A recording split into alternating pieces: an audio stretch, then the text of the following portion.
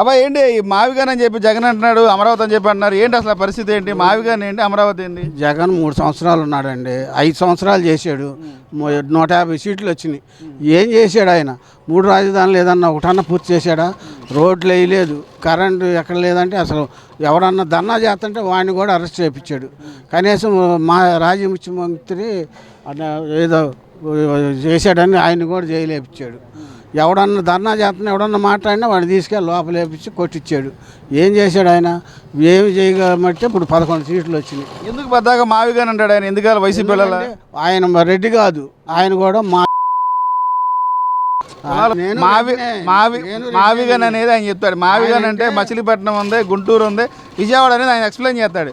కులాల ప్రస్తావన వ్యక్తిగత మనకు వద్దండి. అది ఇప్పుడు ఉన్నాయి రాజధానికి ఈ చుట్టుపక్కల ఊరు కదా. రాజధాని అంటే ఇప్పుడు గుంటూరు ఉంది, తర్వాత పక్కన ఈ మచిలీపట్నం ఉంది, ఇవన్నీ కలుపుకునేగా రాజధాని పెట్టి ఆయన చెప్పేది అదే.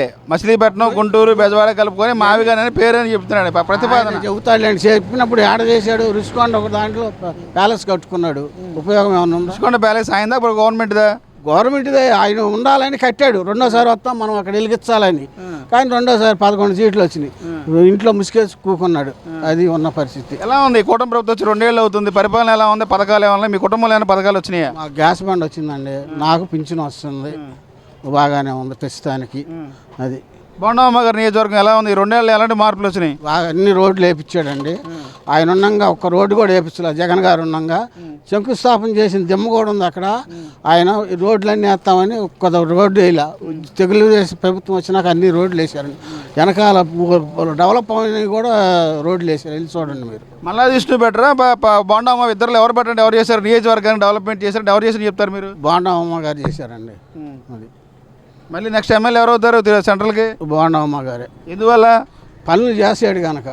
అది ఆయన వచ్చిన ఏ పని చేయాలి. మా సుబ్రహ్నగర్ ఉందంటే రైల్వే కింద పోద్దని చెప్పాడు ఎవరు? మల్లా విష్ణు గారు. ఇప్పుడు అదే పట్టాలు ఇప్పిస్తున్నాడు, రిజిస్ట్రేషన్ చేస్తున్నాడు బోండమ్మ గారు. అది అంత హ్యాపీగా ఉన్నారు, అంత బ్రహ్మాండంగా ఉన్నారు. ఎవరికి ఏం లోటు లేకుండా చేస్తున్నాడు. ఏదైనా పని కావాలన్నా చక్కగా మాట్లాడుతున్నాడు, శుభ్రంగా చెబుతున్నాడు వెళ్తే.